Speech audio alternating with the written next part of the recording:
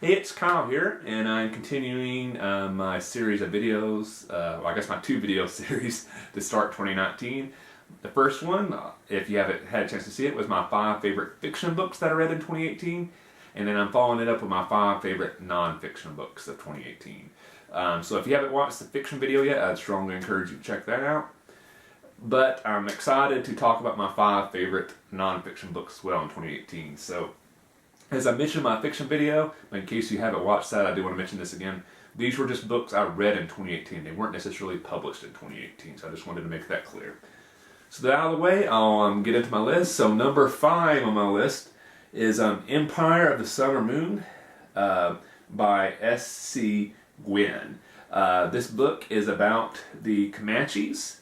It kind of goes over the background of how the Comanches basically became the most dominant of the plain tribes in the Midwest, even though they were very small, and historically they had been a very small and insignificant tribe. But then suddenly, with the introduction of horses by the Spanish, they quickly rose to become the dominant military power in that part of the country, and absolutely dominated the other Native American tribes, drove tribes from their traditional homelands, and basically completely disrupted, I guess you could say, the balance of power in that part of the country. They kind of stopped Spanish expansion into that section of the U.S. Or America, because it obviously wasn't the U.S. at that point. Then they terrorized the Mexican government after they won independence. Then they terrorized the Republic of Texas, and then the U.S. Army had a long battle with them before they were finally defeated. But this book does a really interesting job of exploring what made this tribe so dominant, even though they were a very small tribe. Even at the height of the power, they were a very small tribe. And it kind of explores the personality of some of the bigger leaders of the tribe, and it also explores the personalities of various individuals on the opposing sides who fought them. People like with the Republic of Texas, some early military leaders with the Spanish and the Mexicans, and then some later military leaders with the United States Army and Cavalry. It's a really interesting book that covers a period of American history that often gets overlooked. A lot of times focus gets put more on the foreign wars and the American Civil War and the conflict that raged between the U.S. and the Plains Indians. Just kind of, people are aware it happened, but it's not really something that gets studied a whole lot. So I really enjoyed reading this book a lot, because I was aware of some of this, but definitely not the details that this book delves into. So Empire of the Summer Moon by S.C. Gwynne was my 5th favorite nonfiction book in 2018. Number 4 is Issac Storm by Erik Larson. I'd always heard about this book. I've read another book by Erik Larson before, The Devil in the White City. So I've always wanted to read more of Erik Larson's books. And like I said, I'd heard of this one before specifically.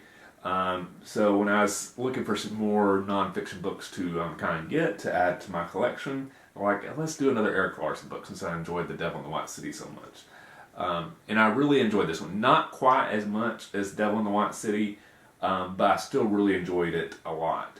Issac Storm, if you're not familiar with it, is set in Galveston, Texas, and basically goes into this devastating hurricane that hit Galveston that nearly wiped Galveston off the map.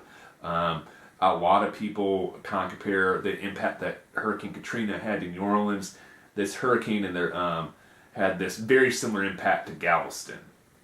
And the book is kind of focusing on the individuals who lived in Galveston and how the storm impacted them, and it specifically focused on a couple of brothers who were part of the U.S. Weather Service in its early stages, and who lived in Galveston, and it was their kind of job to kind of forecast what was coming and how they played an impact in the destruction of the town.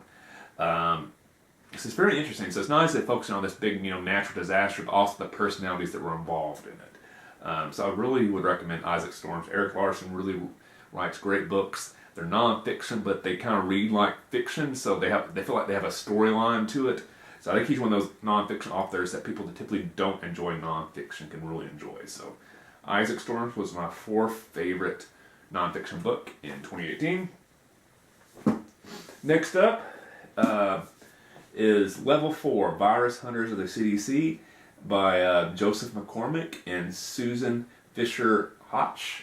I'm not sure if I'm pronouncing her last name right. Both the authors were longtime employees of the CDC, and it basically covers their experiences of being deployed around the world to respond to outbreaks of very deadly diseases. Ebola was a big one. They were both heavily involved in studying Ebola when it first really became known. They were also heavily involved in responding to the AIDS outbreak when it first really came on the scene in Africa. So it was really interesting to read about like how scientists for the CDCs are deployed to kind of address these issues, what their working conditions are like when they arrive to these conditions. Because, like, for example, a lot of times, like in the Ebola case, for example, they were out in the middle of nowhere in villages that would have very limited electricity, no running water, no hospitals, no professionals, and they were trying to have to figure out, all right, there's this weird disease that's just killing everybody, and we don't know why. How is the disease spreading? Can we save the people that are infected? How do we treat them? Can you prevent it? And at the same time, they don't really know how it's been passed, so they're worried, like, am I going to catch this disease and die? So it was very, very fascinating to read. So if you've always been kind of curious about the CDC, I encourage you to check this book out, Level 4 of the Virus Hunters of the CDC. It was a really interesting read. My second favorite nonfiction book of 2018 that I read was the Bully Pulpit. This book is by Doris Kearns Goodwin, and is about Teddy Roosevelt, William Taft, and the journalists that kind of covered this period of American political history.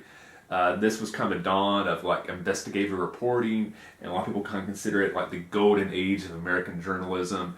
This is when you had a lot of people kind of like doing exposés on like these big businesses that were doing these awful things. They were also exposing a lot of corruption in American politics, and it was the type of thing that like journalists really weren't doing before then. They really weren't doing a lot of investigative reporting. Like a lot of these reporters were embedding and going undercover with a company for like 5 or 6 months, and then doing like this big series of articles. It wasn't really the type of thing that happened before. So a lot of the book focuses on these groundbreaking journalists, but at the same time, also Teddy Roosevelt and William Taft, and how they shaped this period of American political history. So really how they kind of dominated the early part of the 1900s in America. I have always been utterly fascinated by Teddy Roosevelt. Like of individuals in like American political history, I think Teddy Roosevelt might be the one I find the most interesting. So anytime a book has Teddy Roosevelt in it, I'm really drawn to it. So if you enjoy reading about American political history, I really recommend you check this book out. It's very, very interesting. And kind of the part that delves into like the journalism was very interesting, because usually books about American political history focuses on the politicians, not really the journalists who cover them. So it was kind of interesting to kind of see both sides of it. So really encourage you to check out the Bully Pulpit, by Doris Kearns Goodwin. And then my favorite nonfiction book that I read in 2018 is Our Towns, A 100,000 Mile Journey into the Heart of America by James and Deborah Fallows. This is a little bit different nonfiction book for me than I normally read. So kind of going to the background why I read this book is my day job. I work for a local city, and I am involved in tourism, but also managing the downtown area of the city, dealing with like downtown development, trying to make the downtown area thrive, stuff like that. So one day, randomly on the internet, and I can't remember what website I was on, but it's one of those like every once in a while they'll have like a little article of like a spotlighted book that is they find interesting. There's a little article about it, and I saw a headline and it kind of connected. It's something like book that explores downtowns that are making a comeback. And I thought, oh, that's interesting. That relates to my job. Let me see what that's about. And I read the article. It kind of talked about what the book was about, and it sounded really fascinating to me. Probably because it's what I do for a living. I've been doing it for almost a little over 12 years now. So I instantly kind of looked to see if the book was available locally. It was. Went to the bookstore the next day, bought it, and read it right away, and really found it fascinating. And basically what it was, this husband and wife authors basically traveled to all these kind of small and medium-sized cities who have kind of seen a rebirth of the downtown area.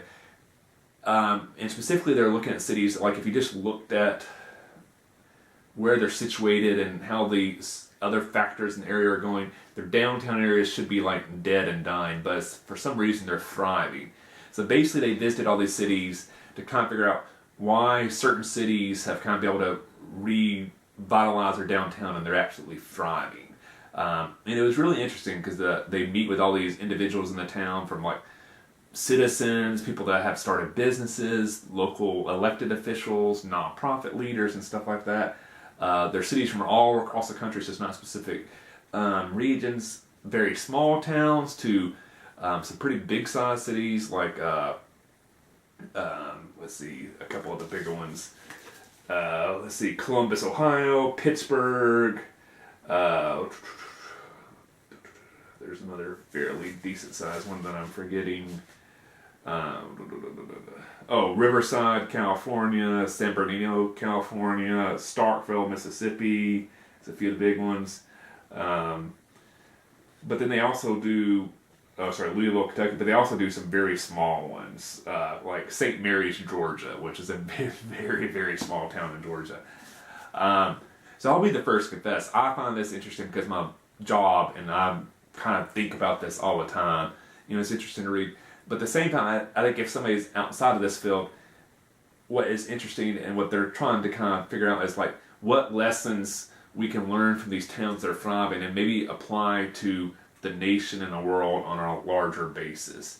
And they kind of, one thing they point out is like a time when politics still is broken at the national and a lot of times a statewide level and definitely at the worldwide level.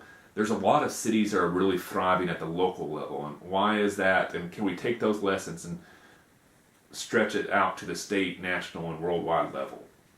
So if you're kind of into politics, you know, it might be an interesting book for you to read, but I know, at least for me, I really enjoyed it, and it was my favorite nonfiction book of 2018. So, Our Towns by James and Deborah Fallows. I really enjoyed it. I'd really appreciate it if you read any really great nonfiction books in 2018. Let me know in the comment section below. I'm always looking for new books to read, so I really appreciate any feedback you have. As always, please like the video. If you haven't yet, subscribe to the channel. I appreciate the support.